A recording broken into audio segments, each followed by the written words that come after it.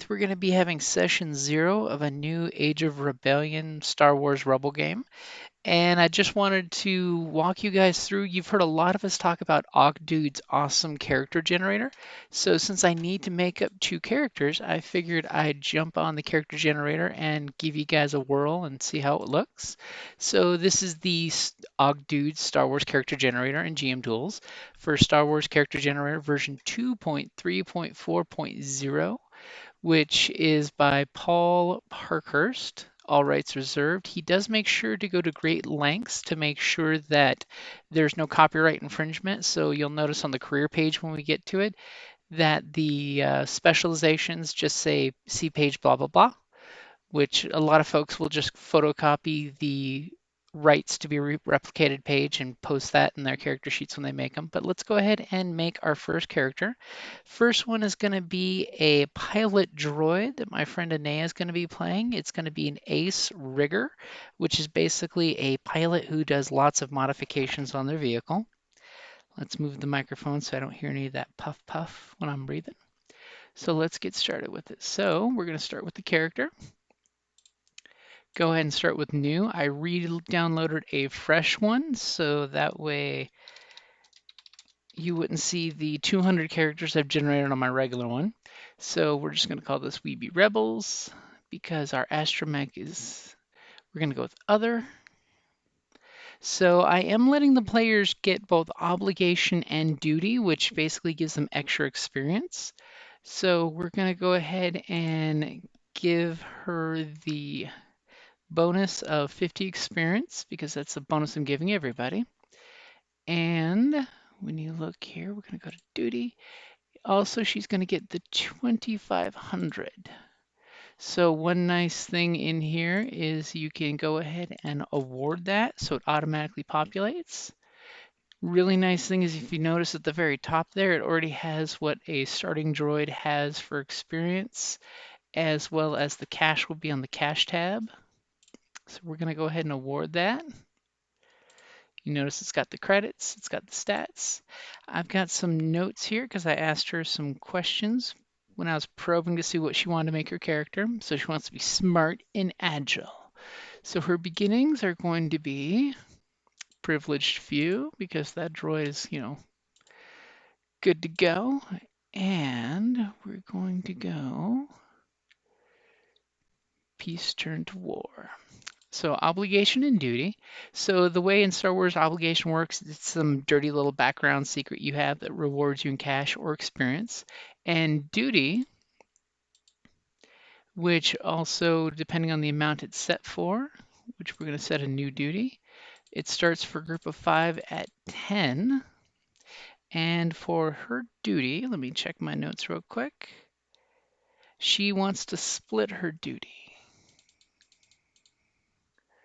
So her first duty, we're going to say lots of duty here, is tech procurement.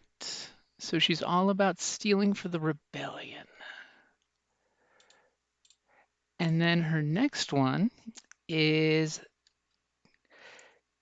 oh no, that's all she has. I'm going to remove that one. Yes. And since the starting obligation is set to 10, she can get extra experience, which we're going to go for. So she's going to be tech savvy. So we're going to go for 1,000 credits. So that way she's got lots of cash. This way the droid can be hooked up. So here's all the races you can play in Star Wars. She's going with a droid. It gives you a good breakdown of the droid, as I need to go back to droid and click outside the box. So droids basically have nice skill sets. We're going to go with that. Now that he has the added subtypes, we're going to go with an astromech. So now that we have that, we go to career. She's going to be an ace and a rigger, which is all about rigging up their ship. Now droids get extra skills, as you notice here. Normally it's 4 and 2. She gets 6 and 3. So as an astromech, she's going to be able to navigate. She needs to shoot. She needs to be good at fixing things. And we're going to make sure that she is good in all 3 of those items. We want her to be really good in mechanics and gunnery. So she's obviously going to be really good at shooting things. Then we go to characteristics. According to my notes here, we've got everything staying at 1 because pretty much with droids, they specialize in one and they're okay at another, but you don't want to like OP too many of these because then you're just making your droid into a human. So we're going to go with an intel of 4 and agility of 3. Since she's a pilot, she needs to have at least a good 3. The others, I'm actually going to leave bare bones. So for her specialization, we're going to come back to that, but it looks like we're going to go ahead and finish her up real quick. Just checking my notes to make sure we got everything here. So for her motivation, it's going to be conflict, squadron.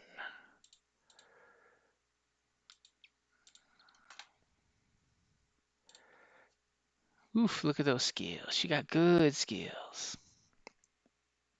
Okay, so let's see what else we've got here.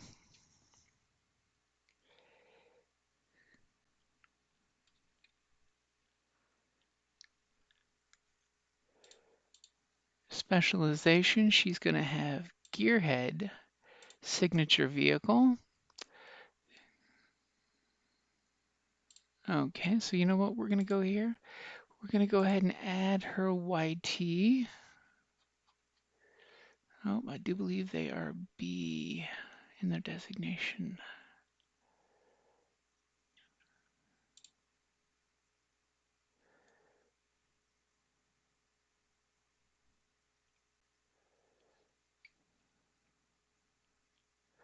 Let's double check this. Yep, that is the one. So we will add, boom, there's her vehicle. So we'll go back to her characteristics and specialization. So when we pick signature vehicle, it's asking which vehicle is your signature vehicle. We will select that. And tuned maneuvering thrusters. So that pretty much eats up all of her skills. Notice we gave her the extra 50. That's already going to be spoken for in her second career she wants to pick up. So we've got that. We've got that. I'm going to go ahead and look through real quick, see if any of her career skills need a bump to 1.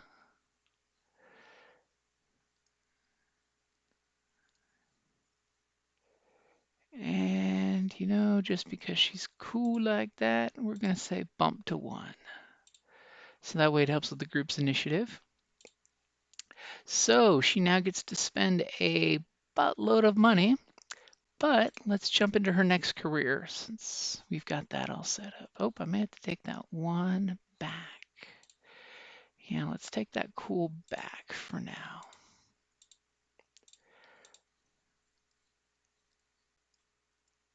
Why did it cost 10? Interesting. Okay, there we go. Oh, I must have clicked something else. So then you go to this career, and if you want to purchase a new one, we say yes.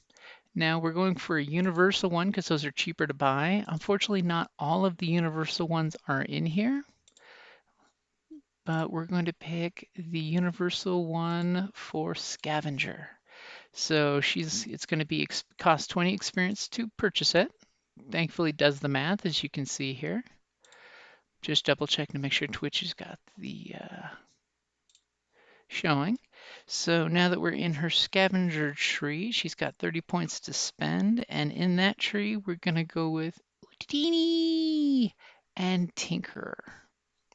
Allows you to add hard point. This talent allows you to add hard points to items, blah, blah, blah.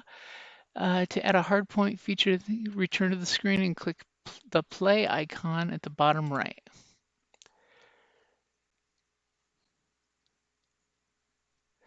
So we're going to go down here to this little play. Talent allows you.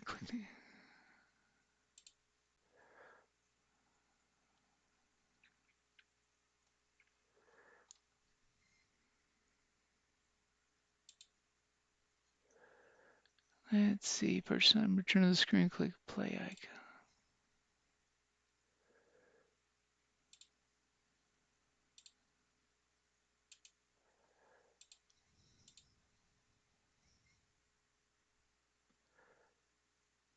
Click here to tinker. Apparently the tinkering is not currently working.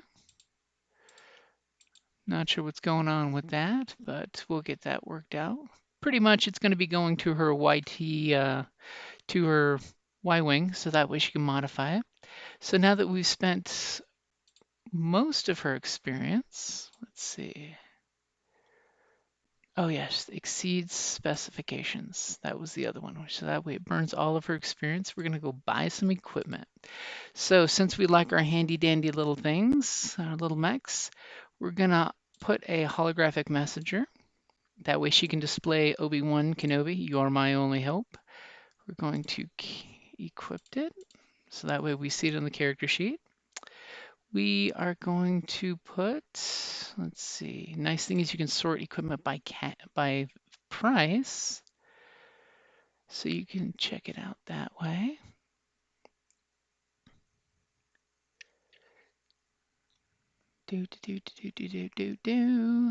Let's see.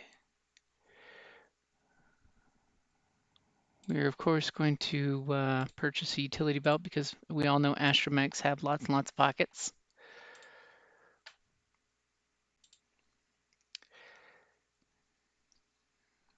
Foamcast, I am a huge fan of because this lets you do lots of cool things. Foamcast can be turned into improvised explosives. In one of our other games, they're doing a great job of using that as a bomb that, it's just fun. And let's see. We definitely need repair patches because this is going to be for a droid who is the mechanic for the 3 ships. So she's going to buy 4 of those. And let's see what else we got. So for armor, we're going to go ahead and make sure this little astromech's got a little reinforcement here. So this is going to be the equivalent of built into the droid.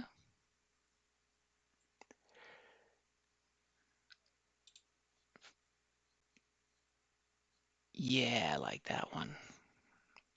So basically it's protective armor plating, and it's not ridiculously expensive because I have some plans to spend a big chunk of our astromech's cash.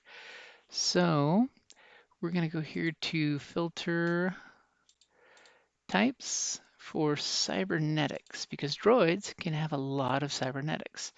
And I don't want my little droid here getting restraining bolted, so I'm going to go with what I always recommend for every droid player is this nifty, handy dandy. Let's see, it's in the 1,000 credit range.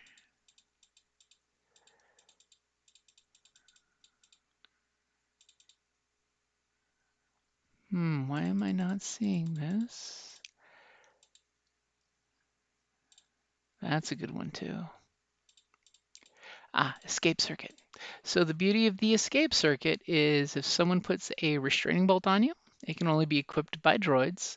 Generally, since this is a little more than average game, I'm letting folks pick restricted items, which is what that little circle there means, that they can resist restraining bolts with an easy discipline check and may spend 2 advantage to overload the bolt. It's too good not to have on a droid just to make sure that when they restraining bolt you, you don't get hosed over. Let's make sure it's in there. So that takes a big chunk of change out. So we're going to go ahead and mechanics.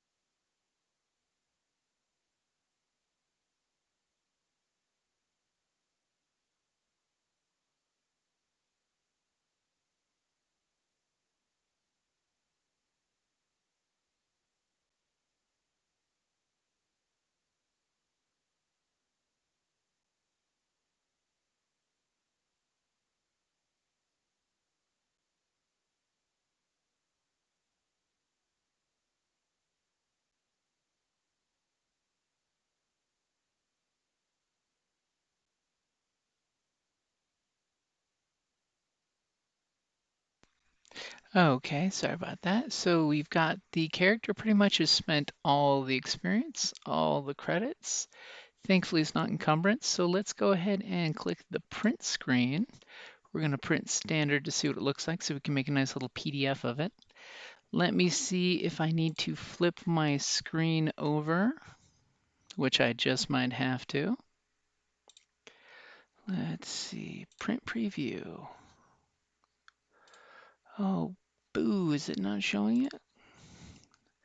Let's see.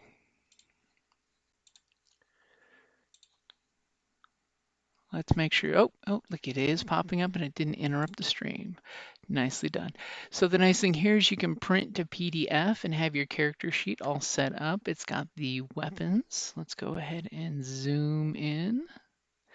As you can see, it's got the weapons, the dice pool, all the relevant information. I'm really a fan of this because if you print it in color, at least on this page, you got everything you need with the color coding on the skills. You know what dice you're rolling against. And you've got 6 pages. You can add a picture in on your character sheet. I'll add some more information on the Roll20, but it lets you know that basics of it's a rigger and a scavenger. And then what talents we have. Let me zoom in. You've got the droid's features, how much experience has been spent. You've got the breakdown on what pages. I've been told there is a patch you can enter to have that populate, but I just like keeping it like this and make the players have to look it up so that way they learn their character. You've got these which can be printed up off the PDF or the character sheets. It does actually give you permission to print these up, so you can print them and mark them. I always print these up in black and white, whereas the first page in color, so you can see what the trees are.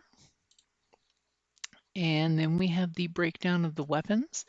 This is for as your weapon gets sundered. For 2 advantage, you can drop at 1 level, so it takes 2, 4, 6 to destroy an item, which is just, not nice when it happens.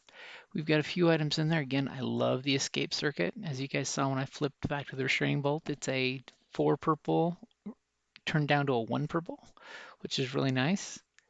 So that way you can resist the restraining bolt like R2 would and knock it off on a counter.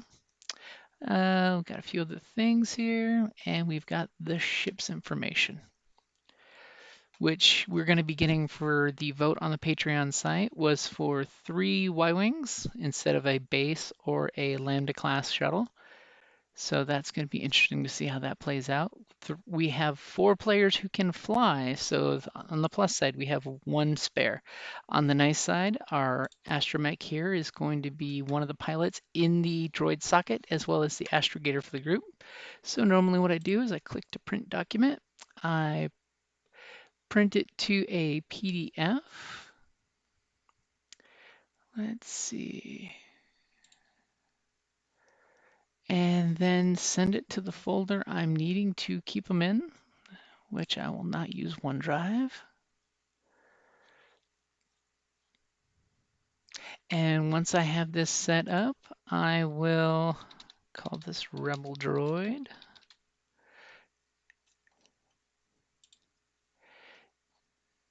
Save that, and now I have all the information I need to export over to Roll20. So just like that, in a small 20-minute window, I completely made a character up in Star Wars with access to all the books, all the fluff books, all that good stuff. If you have any questions, let me pull up Ogg Dudes' little cool frequently asked questions. That way you can see where you can find it on the internet. Let's see. Will it let me pull up that page? Let's find out. Nope, apparently will not let me pull that up. So in that case, I will just pop back to the character generator.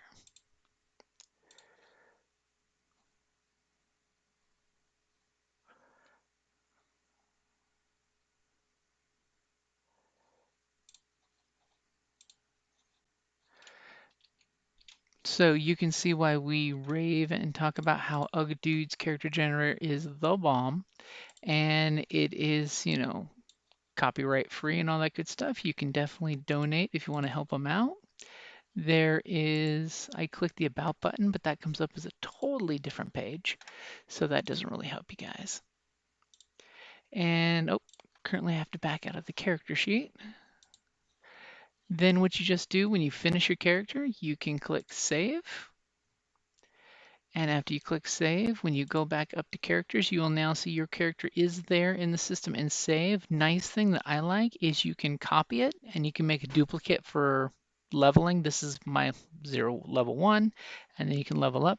You can also import and export and email the files to your friends to open up in Ogg Dudes, which is really nice. So that way my players can make their characters, then they send them over to me and I import them in the system. And of course, like I said, on my other computer, I've got like 169 different characters because this is how I make characters overnight for one-shots. So it can make a GM's life really easy, which is really nice, as well as there's other tools too. Like you do have companions. So if you want to add and give your folks a droid or something along those lines, you can go ahead and put that in so they have a companion as well. It can be pretty much just like if you're playing Knights of the Old Republic, where you can have like, cool little dudes like Blizz joining your team. You can add rewards for the different types. As you can see, let's see. Here's what pops up for all the rewards for the different classes. So this is all the rebel ones, so you can have battle scars and things like that. So we're going to go ahead and remove that so our droid doesn't think she's all battle scarred up. But it does give a huge amount of options to use. You can go ahead and attach attachments, and it has all of the rule sets set in the game system, so that way it knows what you can and cannot add to a character. So like I said, guys, Ogg Dudes character generator is the bomb. It's pretty much the bomb. If you just Google Ugg Dudes, it'll go to his Star Wars website, or it'll also go to the Fantasy Flight Games conversation on his character generator, which is like six years old, I think, as he constantly is updating it and bringing it up to date. So dudes, check it out. Check it out, make some Star Wars characters, see what you think about it, see how you like it.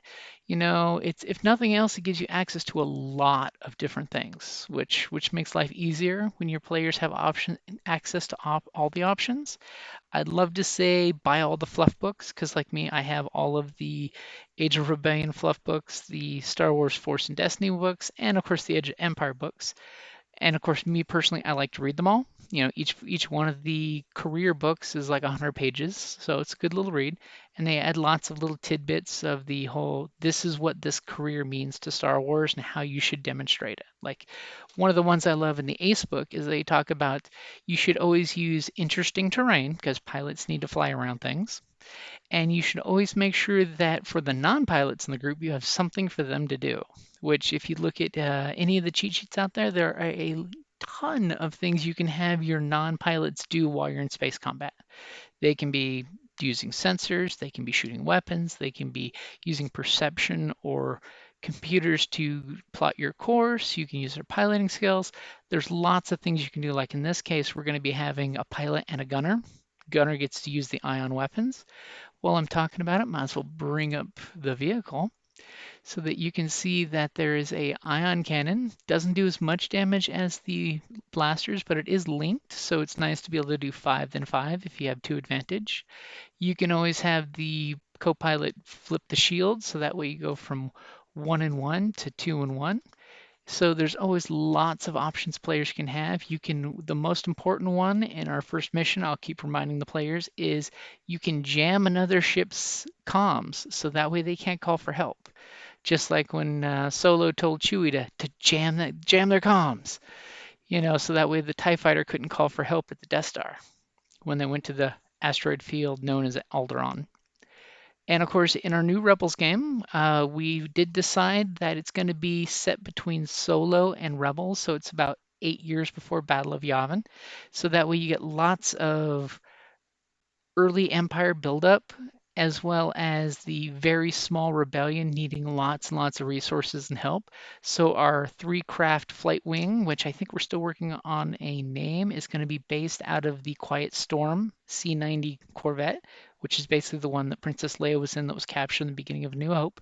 They have their own Corvette as kind of a base. Basically, it's going to pop in, pick them up, and take them off to other places, as well as just set them loose and then say, hey, we'll find you in 2 months. Go do good things for the rebellion. So definitely keep an eye on the Patreon page and the Twitch page because we'll be having that streamed live to Twitch as we play on Saturday evenings, 9 to midnight Mountain Standard Time, which after daylight savings, it'll go back to Pacific Standard Time. And I'll probably be jumping on later tonight after our D&D game that we have that we don't stream. That's our Thursday night hack and slash game, and make up a second one of our characters, which will be the spy, who's kind of a cold customer. Once an Imperial cadet, then he turned into a sleeper agent, and his specialties are wet work and hacking the information to set cover identities for future jobs, because he's the face man of the team, so he's the one that's going to get them into lots and lots of trouble. Alrighty, guys, so pretty much time for me to head into work. It is that time of day again.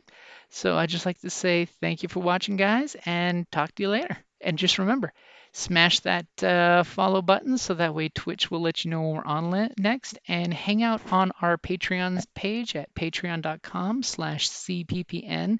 You don't have to be a backer to check, join in, jump in conversations. A couple of our followers are joining in this new group, so that's a cool thing. So just hang around, let me know what you think, guys, and thank you for watching. All right, later.